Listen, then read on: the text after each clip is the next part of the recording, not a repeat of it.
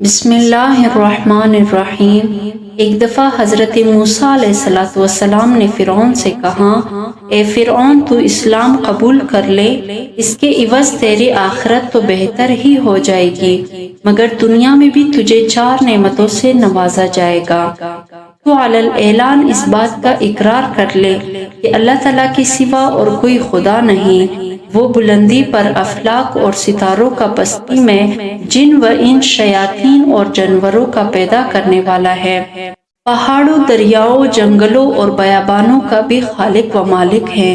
اس کی سلطنت غیر محدود ہے، وہ بے نظیر و بے مثال ہے، وہ ہر شخص و ہر مکان کا نگہبان ہے، عالم میں ہر جاندار کو رزق دینے والا ہے، آسمانوں اور زمینوں کا محافظ ہے، نباتات میں پھول پیدا کرنے والا اور بندوں کی دلوں کی باتوں کو جاننے والا، سرکشوں پر حاکم اور ان کی سرگوبی کرنے والا ہے۔ فرعون نے کہا، وہ 4 چیزیں کون سی ہیں؟ آپ مجھے بتلائیں، شاید ان عمدہ نعمتوں کی سبب میرے کفر کا شکنجہ ڈھیلا ہو جائے اور میرے اسلام لانے سے سینکڑوں کی کفر کا قفل ٹوٹ جائے، وہ مشرف با اسلام ہو جائے۔ اے موسیٰ، جلد ان نعمتوں کے متعلق بیان کرو، ممکن ہے کہ میری ہدایت کا دروازہ کھل جائے۔ حضرت موسیٰ نے حکم الہی سے فرمایا، اگر تو اسلام قبول کر لے تو پہلے نعمت تجھے یہ ملے گی کہ تو ہمیشہ تندرست رہے گا اور کبھی بھی بیمار نہیں ہوگا، اپنے خانہ تن میں تعلق کی خداوندی کا ایسا خزانہ دیکھے گا جس کو حاصل کرنے کے لیے تو اپنی تمام خواہشات نفسانیہ کو مرضیات الہی کے تابع کرنے کے لیے مجاہدات میں جان تک دینے کو تیار ہو جائے گا۔ اس سے جو دولت تمہیں ملے گی وہ رشک ہفت اقلیم ہوگی۔ خواہشات کے ابر کو پاڑنے کے بعد مہتاب حقیقی کا نور تابہ مست کر دیتا ہے۔ اے فرعون، جس طرح ایک کیڑے کو ہرا پتا اپنے اندر مشغول کر کے انگور سے محروم کرتا ہے، اسی طرح یہ دنیای حقیر تجھے اپنے اندر مشغول کر کے مولائے حقیقی سے محروم کیے ہوئے ہیں اور تو کیڑے کی طرح لذائذ جسمانیہ میں مصروف ہے۔ تیسری نعمت تجھے یہ عطا ہوگی کہ ابھی تو ایک ملک کا بادشاہ ہے، اسلام لانے کے بعد تجھے 2 ملک عطا ہوں گے۔ یہ ملک تجھے اللہ تعالیٰ سے بغاوت کرنے کی حالت میں ملا ہے، اطاعت کی حالت میں کیا کچھ عطا ہوگا۔ جس کی فضل نے تجھے تیری ظلم کی حالت میں اس قدر دیا ہے تو اس کی عنایت وفا کی حالت میں کس درجہ تک ہوگی۔ اور چوتھی نعمت یہ ملے گی کہ تو ہمیشہ جوان رہے گا اور تیرے بال بھی کالے رہیں گے۔ یہ باتیں سن کر فرعون کا دل بہت متاثر ہوا۔ اس نے حضرت موسیٰ علیہ السلام سے کہا، اچھا میں اپنے اہلیہ سے مشورہ کر لوں۔ اس کے بعد وہ گھر گیا اور حضرت آسیہ سے اس معاملے میں گفتگو کی۔ حضرت آسیہ کا جواب مولانا روم نے بڑے پیارے انداز میں بیان فرمایا ہے۔ فرعون نے اپنی بیوی آسیہ سے جب یہ ماجرا بیان کیا تو انہوں نے کہا، کھیتی تیار ہے اور نہایت مفید ہے، اب تک جو وقت گزرا ہے سب بے فائدہ گزرا ہے۔ یہ کہہ کر وہ زار و قطار رونے لگی۔ پھر انہوں نے کہا، تجھے مبارک ہو، آفتاب تیرا تاج ہو گیا۔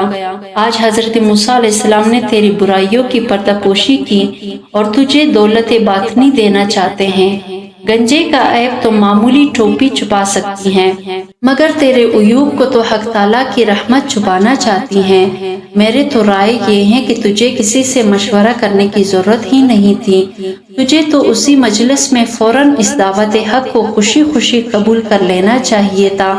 حضرت موسیٰ نے جو دعوت تمہیں دی ہے کوئی ایسے ویسی بات تو نہ تھی جس میں تو مشورہ ڈھونڈتا پھر رہا ہے۔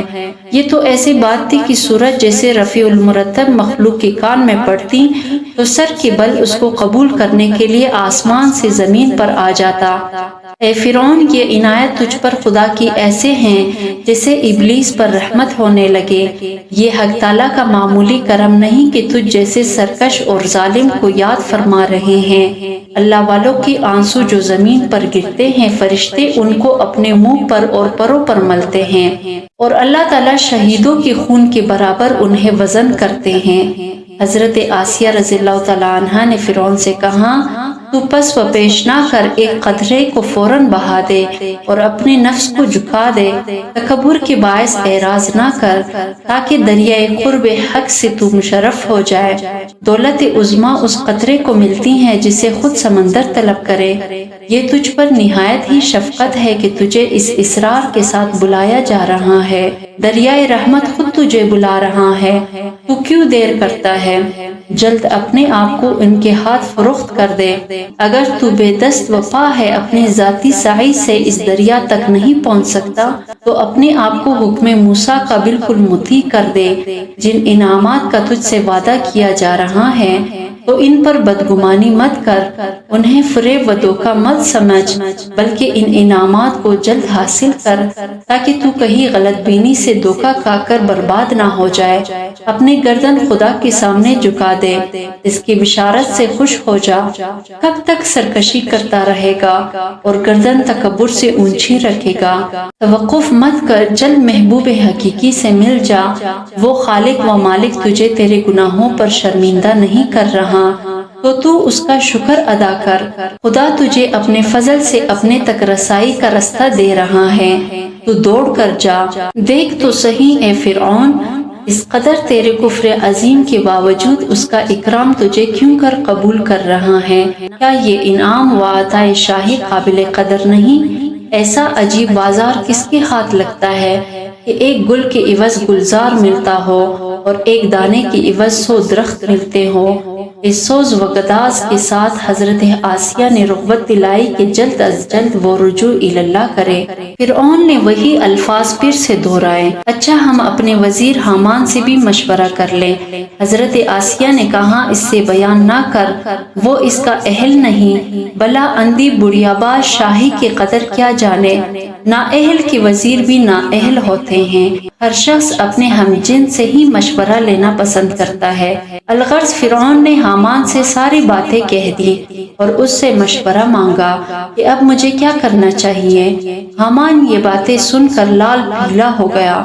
غم و غصے میں آ کر اس نے اپنا گریباں چھا کر ڈالا، شور مچانا اور رونا دھونا شروع کر دیا، اپنے دستار کو زمین پر پٹک اور کہا، ہائے حضور کی شان میں موسیٰ نے ایسے گستاخی کی، نعوذ باللہ۔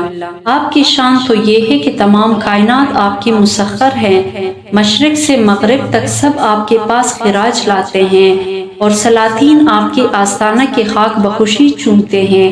انہوں نے آپ کی سخت توہین کی ہے، آپ تو خود پوری دنیا کے لیے مسجود و معبود بنے ہیں، آپ ان کی بات مان کر ایک ادنا غلام بننا چاہتے ہیں۔ اگر حضور آپ کو اسلام کی دعوت قبول ہی کرنا ہے تو مجھے پہلے ہی مار ڈالیے تاکہ کم از کم میں آپ کی یہ توہین اپنے آنکھوں سے نہ دیکھ سکوں۔